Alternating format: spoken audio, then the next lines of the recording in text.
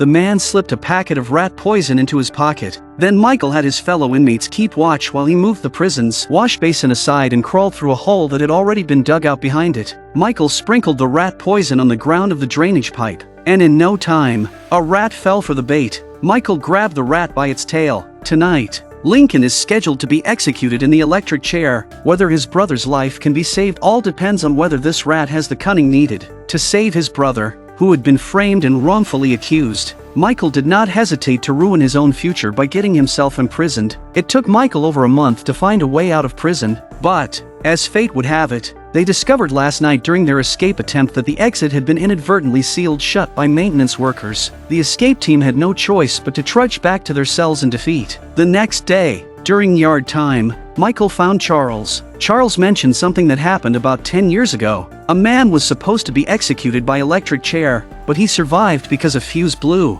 And it took another 3 weeks to reschedule the execution because killing a person requires going through many procedures, such as issuing a new death warrant and death certificate. Charles's words reignited hope in Michael's heart. 3 weeks was enough time for him to plan another escape. Thus, Michael came up with the idea to use the rat to sabotage the wiring, but he could never have anticipated that David would spoil his plans. A few days ago, David had helped Michael retrieve a gold watch, but as part of the exchange, Michael did not get him into PI, which left David harboring resentment. Bellick had long suspected Michael was up to something but had been unable to find proof. So, Bellick paid off David to watch Michael's every move. David overheard Michael mentioning something about a problem with the electric chair and saying his brother could live another 3 weeks. This made Bellick suspicious. Immediately, Bellick went to the execution room to have his men retest the electric chair for faults. It ain't working. Oh, son of a bitch. I don't know what could have happened. They rushed to the electrical room and indeed found a dead rat in the fuse box. Bellick's intention was clear. He wanted Lincoln to die smoothly. So, Bellick had the electrician repair the wiring and then hurried to Michael's cell.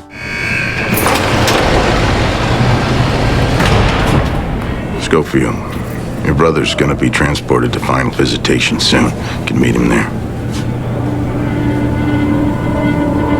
You look surprised. You knew it was scheduled today.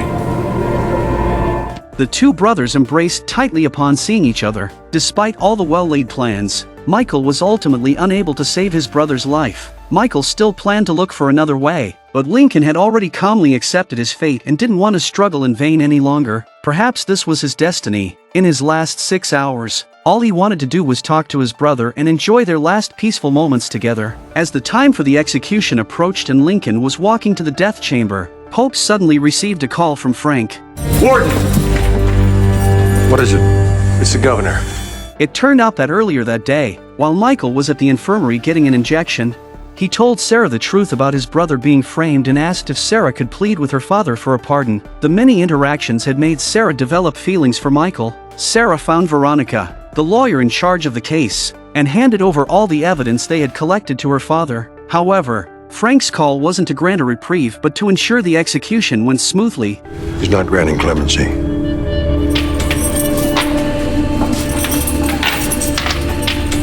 Let's proceed. After hanging up, a mysterious woman approached Frank from behind. You did your country and your party a great service. It won't go unnoticed. Thank you, Madam Vice President. Thank you, Governor. It was revealed that the person so determined to see Lincoln dead was none other than the Vice President, Caroline. Frank was also looking to gain political capital. The innocence of a small fry meant nothing to him. Yet, why would someone like Caroline go to such lengths to have him killed? What unspeakable secrets were hidden behind all this? Simply amused by the gods in the comments section, how is Prison Break updated to over a dozen episodes, each seemingly heart-stopping? Yet in the end, Michael's escape plan hasn't progressed in the slightest. After painstakingly digging for over a month, just when a glimmer of hope was seen, a small, unintended act by the maintenance staff completely sealed it off. This is precisely the brilliance of Prison Break. Just by looking at the title, you already know the outcome, yet the screenwriters managed to fill 22 episodes with unceasing suspense and not a single flaw. This is the fundamental reason why Prison Break is legendary. Due to the failure of the escape plan, Michael's brother Lincoln was still unable to escape the fate of being executed. But at the critical moment of switching on the power, Lincoln seemed to spot a face in the family area, both incredibly familiar and strange. Then, suddenly, alarms went off, and the curtain was slowly drawn. What's going on? I don't know. Before Michael can figure out what's going on, Pope walks out with Lincoln, whose legs are weak with fear. What happened in there? Judge Kessler called. The execution's been delayed. What do you mean delayed? Apparently some new evidence has come to light. What evidence? I don't understand. How long do we have? 1 day? 2 days? It's all the information I have at the moment. I'm sorry. Before this information could be digested, his brother told Michael another unbelievable thing. It was Dad. It was Dad. Lincoln said he saw their father. How could Michael believe that? Since their father had abandoned them 30 years ago? How could he possibly appear in the last minute of Lincoln's execution? And what power did he have to stop the execution? Lincoln's lawyer, Veronica, found the judge. Only then did they learn that the judge had received an anonymous letter before the execution, containing an autopsy report of Caroline's brother. The report clearly stated that the deceased had an appendix. However, Caroline's brother's record showed he had an appendectomy as a child, meaning the body sent for autopsy wasn't Caroline's brother. While it couldn't prove Lincoln was innocent, it at least pointed to a huge conspiracy. On the other hand, when Caroline learned Lincoln hadn't died, she was frantic. She immediately ordered Paul and Samantha to investigate who had sent the anonymous letter to the judge. Although the whistleblower was extremely careful, Samantha still saw his face reflected in the glass. The man was none other than Lincoln's father, who had appeared in the execution viewing area. From Samantha's shocked expression, it was clear she recognized him, and he was an old adversary. What story lies behind them? I know that guy.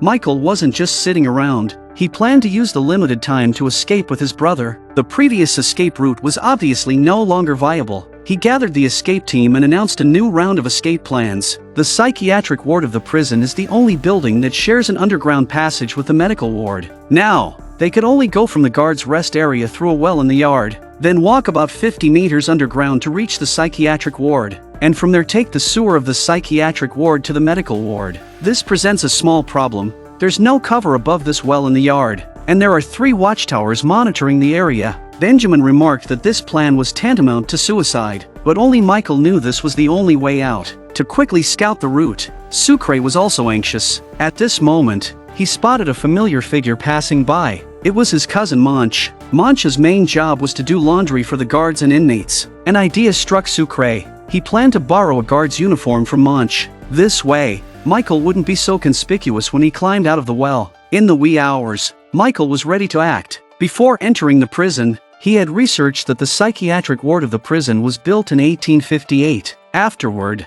the underground pipes underwent 3 major renovations, so the network of pipes was complex, and no one could remember it. To avoid getting lost, Michael had the blueprints of the pipes tattooed on his back. If he took the wrong turn tonight, he might not be able to return in time for roll call. Michael, dressed in the guard's uniform, climbed out of the well, but at that moment, a bright light suddenly shone on him, and Michael acted calm. Fortunately, wearing the guard's uniform, he managed to bluff his way through. He went to the psychiatric ward, an area most guards were reluctant to visit. Claiming he needed to use the bathroom, Michael found his way to the abandoned storage room and finally located the manhole cover that led to the medical ward. But while retracing his steps after surveying the route, he suddenly encountered a patrolling guard in the boiler room. Michael hid in the corner, not daring to breathe, enduring the intense pain of his back pressed against the scalding hot water pipe. After the guard left, Michael, enduring the pain, crawled back to his room. To avoid being discovered by the checking guard, he asked Sucre to quickly strip off the uniform, but the uniform had already stuck to his skin, and the intense pain made Michael involuntarily cry out. This noise alerted the guard, and Pope questioned Sucre about why he burned his fellow inmate. Sucre had no choice but to bite the bullet and ended up in solitary confinement for a day. Unexpectedly, Sarah was very concerned about Michael. Although Michael wouldn't tell her what happened, Sarah found fibers from the skin that were clearly from a guard's uniform. This made Sarah suspicious of Michael. But worse, When Michael returned to his room and unwrapped the bandages, he was completely dumbfounded. The burn was exactly where the map of the underground pipes of the psychiatric ward was located. This meant without these maps, they couldn't escape. The escape plan was once again in dire straits. Sister, the yacht blue as the shown. They aren't showing, baby, they're flying. Teabag could never have imagined that Fox River State Penitentiary would house such a beauty. Blonde hair, red lips, and eyes like autumn waters constantly tugged at his heartstrings. But what fascinated Teabag even more was his bright red underwear turned inside out. It was this pair of underwear that would save the escape team a total of 50 years of imprisonment. Just yesterday afternoon, while resting during labor, the escape quintet was preparing to dig a tunnel for their future escape. But then, Charles, who was on lookout outside, suddenly came and saying the guards were about to arrive. Everyone hurriedly covered the hole and then placed a carpet over it, narrowly avoiding disaster. However, a comment from the guard left everyone feeling cold. It turns out Bellick thought they were working too slowly and planned to have a professional renovation team take over their work the next day. Right after the guard left, the escape team was in an uproar, because once the renovation team came in and lifted the carpet, their escape plan would be completely exposed. Michael, calm in the face of danger, instructed everyone to block the hole with plywood and then smooth it over with quick-dry cement. They could break it open with a sledgehammer when it was time to escape. But misfortune never comes singly. Just as they were about to start, Roy suddenly came in to inform Michael that Pope wanted to see him in his office, leaving the rest to do other tasks in the yard. Everyone was instantly stunned. They simply didn't have time to fix the hole. Moreover, labor time was about to end, and if the renovation team came in the next morning, it would be over. Taking advantage of the limited time, the four discussed letting Sucre go into the cell block that night to block the hole. But Sucre was not unwilling. If he went into the restroom to block the hole, he would be trapped in that room, and if he tried to go out through the main door and walk on the ground, he would definitely be caught by the guards, which was essentially asking to be captured. That's 10 years on my bed if I get caught. You better figure out a way not to get caught. Line it up. After dinner, Michael still hadn't returned from Pope's office. Just as Sucre was at his wit's end, he suddenly spotted a very sexy inmate passing by, especially his red underwear turned inside out, which was incredibly eye-catching. An idea struck Sucre immediately. He found Teabag and asked him to use his skills to get the flamboyant man's underwear. I mean, you know what you're asking of me? You gotta do it for the team. Sister, the yacht blue as the shown. They aren't showing, baby, they're flying. Proudly. It has to be said, Teabag truly had a way with things. In just a few minutes, he delivered the prize to Sucre's hands. In the early hours, Sucre set into motion. He crawled through the drainage pipe into the restroom via the hole Michael had already dug behind the sink. After a set of skilled masonry work, Sucre finally fixed the hole, then sneakily made his way back to the prison cell. But as he ran towards the yard, a strong light shone on him, and as expected, the guards immediately caught Sucre.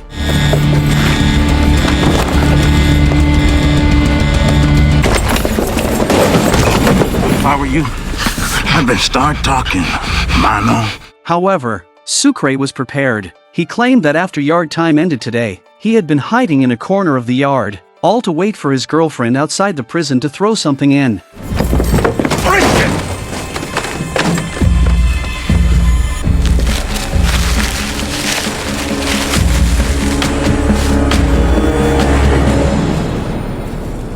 A pair of grunts? Sucre explained pitifully that he missed his girlfriend so much that he had her send over one of her personal items, all for that damn love. Bellick, being a man of sorrow himself because his love for Sarah was unrequited, sympathized with those loyal to love. Bellick did not make it hard for Sucre. He just sniffed the underwear and then locked Sucre up in solitary confinement. What Sucre didn't know was that the solitary cell next to him was housing Michael. The reason the Pope called Michael into his office was because the night before, Michael had gotten a guard uniform to use to explore escape routes. However, Michael accidentally burned both the back of the uniform and his skin, and Sarah discovered the fibers of the uniform embedded in his skin while treating him. Pope thought a guard had abused Michael and demanded Michael explain himself. Otherwise, he would be put in solitary confinement. But Michael would never reveal the truth to Pope, which led to him being locked up in solitary. With the map of the pipe network on his back damaged by the burn, Michael felt as if he had lost his soul, continuously punching the wall with his fists. When the guards noticed, They immediately notified Sarah to come for an examination. At that time, Michael's eyes were wide open, as if he had gone insane. With no other choice, Pope had to transfer him to the psychiatric ward for care. However, as soon as the guards and the doctor left, Michael became a different person. He had faked his illness precisely to find someone he knew in the psychiatric ward, someone who had been his roommate for a few days. Haywire. Haywire had once memorized the tattoos on Michael's body. As long as Haywire could piece together the missing parts from memory, the escape plan could be put back into action. But what Michael never expected was that Haywire had already forgotten who Michael was. Who are you? Due to Sucre being locked up in solitary confinement and Michael being sent to the psychiatric ward, their cell was left vacant. Roy, spotting an opportunity, thought this room, facing north with superior lighting and situated on a middle floor, could be considered a prime cell in the prison. Surely, inmates would be willing to pay for a room swap. As expected, during yard time, the inmates who came to view the room were endless, with some even bidding up to $200 for it. However, when noticing a slight leak from the sink, an inmate stated he would only pay after it was fixed. Roy promised to get it fixed within 24 hours and immediately placed a repair order with the maintenance department. Yet, all of this was observed by T-Bag of the escape team. He quickly found Charles and Benjamin because there was a large hole behind the sink, which was the escape route Michael had spent over a month creating. If an inmate moved in or the repair staff came, their escape plan would be completely exposed. In a rush, Benjamin found Roy and agreed to book the room for $500. But $500 was not a small amount. Although Benjamin made quite a bit by dealing drugs in prison, he had to have his underlings collect the messy outstanding debts from fellow inmates before anything else. Unexpectedly, the subordinate Benjamin trusted the most, after receiving the money, bribed others and ousted Benjamin from the gang for being a black man always hanging out with whites. Not to mention giving Benjamin a beating. Benjamin was completely out of options. Charles didn't say he didn't have the money. He had it stashed outside the prison. T-Bag thought of a solution, the Mexican gang, which almost every night gambled in the kitchen. With his years of experience, T-Bag was a master of cheating at cards, but gambling needed capital too. Suddenly, Charles remembered he had given Michael a Bible with his only $100 bill inside, which should still be in Michael's room. Pretending to check out the room, "I'll give you $100 for it." You wasted my time. Get the hell out of here. Sorry, boss. I thought it was a good bid. Charles sneaked away with the Bible, then handed the $100 to T-Bag. The survival of the escape team hung on the outcome of tonight's poker game. On the other hand, Michael's observation at the mental hospital reveals the cause of Haywire's dementia. It turned out to be because of the medication he was on. So, after Haywire took his pills, Michael would help him vomit them out.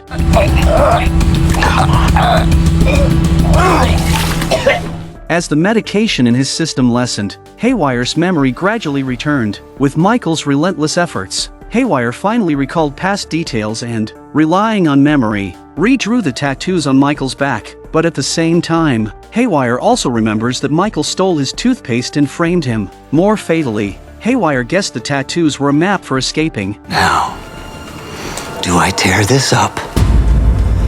Or do you tell me exactly where and when you're doing this? With no other choice, Michael had to reveal the escape plan and promised to take Haywire with them. Unexpectedly, Haywire took the map and attempted to escape on his own that night. But Haywire only knew the route, not about the security systems. He didn't make it 10 meters before being caught on the spot. He's trying to escape this now! I need you to come back! Shut me up! After successfully getting the drawings, Michael found Sarah and claimed he was cured, asking her to help him return to the cell block. But Sarah told him that Pope had ordered if he didn't disclose who burned him, Michael would still be placed in solitary upon leaving. The situation was at a standstill once again. T-Bag lived up to his reputation. With perfect coordination with Benjamin, they quickly won the needed $500. The next day, Benjamin handed the full amount to Roy, but Roy, shamelessly, raised the price to $700, threatening to keep the existing $500 if not paid. Benjamin had no choice but to ask Charles to give up his gold watch as collateral, but Roy was shameless to the core. Your problem is somebody already gave me $700 for the sale, so you're SOL. So both sides were in a bind. Fortunately, Lincoln, who was also in solitary, thought of a plan. Through Munch, he He coordinated with Michael and 3 outside to sneak the burnt uniform into Roy's locker. Then Michael volunteered that Roy had abused him. Not only that, but Roy had also been extorting money from inmates and even forcefully took Charles's gold watch. Pope despised corruption among his staff above all else. Furious, he stormed into the guard's locker room, finding $500, the burnt uniform, and Charles's gold watch in Roy's locker. With the evidence against him, Roy was immediately fired. As he was leaving, Roy also suffered Bellick's mockery. Don't look at me like I'm some con. You're as crooked as scoliosis. I don't get caught. After this incident, Michael and Sucre finally returned to their cell as they had wished. They began to plan their next steps for the escape. However, just then, a bus carrying a new batch of inmates arrived at Fox River State Penitentiary. Among them was John, the man T-Bag had slashed and who had now returned, fully healed, sending T-Bag into a panic. Every return to his cell marked the beginning of David's nightmare. She only got one thing I need. Afterward, David would always hide alone in a corner, consumed with self-loathing. He wasn't inherently evil, it was just his luck of not knowing the value of a baseball card he accidentally stole, leading to a 5-year sentence and becoming someone else's outlet for sexual release. At this moment, Michael approached him, wanting David's help in stealing something critically important. Over a month, Michael had successfully created an escape route. Due to a previous path being blocked, the escape plan had to be rerouted through the psychiatric ward's sewer pipes, then to the far end of the second-floor medical ward, and down a 30-foot hallway to the medical ward. The final step was escaping via the medical ward's external cables, but the plan was missing one last piece: obtaining the key to open the medical ward's door. Michael approached David with the intention of having him steal Sarah's keys. In exchange, David wanted Michael to find someone to eliminate Avocado, the inmate abusing him. However, Michael, not one to cause trouble, could not agree to the deal. With no other option, Michael decided to take advantage of his medical visit to steal Sarah's keys himself. Yet, upon seeing Sarah's meticulous care, Michael impulsively kissed her, revealing his love. Wait for me. It won't always be like this. In this room. In this place.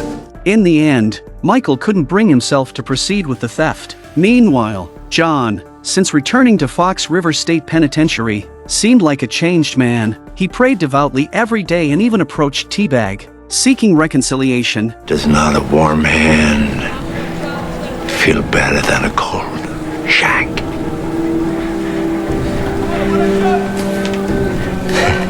You got a point there, John. Yeah. But John called his outside contacts, instructing them to arrange a 3-seater helicopter. You only got 3 seats. I thought you said there were 7 or 8 guys. Well, not everybody gonna have a ticket. You gonna tell me who is? The 3 are still breathing. On the outside, a woman claiming to be an old acquaintance of Michael found Sarah, saying she had important information about Michael. Sarah, fond of Michael, followed Nika to a cafe, but Nika was vague and, after speaking only a few words, hurriedly left. Listen, could I just have a contact number for you in case I see something wrong? I don't think that's a good idea. Please don't tell him that we met. It turned out Michael had once helped Nika, prompting him to call and ask her to steal Sarah's keys. After stealing the keys, Mika visited the prison and passed them to Michael. On the other side, Avocado, following his routine, attempted to abuse David again. While Avocado was making the bed, David pulled out a blade he had prepared and cut off Avocado's genitals. The incident quickly spread throughout the prison. Sucre informed Michael about what happened. But Avocado is saying he got cut on the frame while he was hopping down off his bunk. Yeah. Why did he lie? He doesn't want Twinner to go to the show, because he can't get him in there. All I have to say is, as soon as Avocado gets out of the infirmary, Twinner is a dead man. Michael has been racked with guilt because he didn't send David to the PI after he helped him steal the watch. Knowing Avocado's return would plunge David back into a living hell, Michael considered taking David with him in the escape. However, Michael celebrated too soon. Sarah, no fool, connected Nika's strange behavior at the cafe to her missing keys after returning to her office. She then checked the visitation records for the day and indeed found Nika had visited Michael. Even though Michael managed to return the keys, it was already too late. Sarah realized she had been a pawn in Michael's plan from the beginning, and his confession of love had ulterior motives. Even though she didn't know what Michael wanted from her, Sarah changed the locks of the door with a broken heart. Seeing the locksmith, Michael's heart sank, but the real despair was yet to come. David, knowing about the escape, didn't plan to leave with them but used the information as leverage to get Bellick to change his room. They're escaping. Bellick arrived at the restroom, and indeed, he discovered the large hole under the floor used for the escape. This completely exposed the escape plan.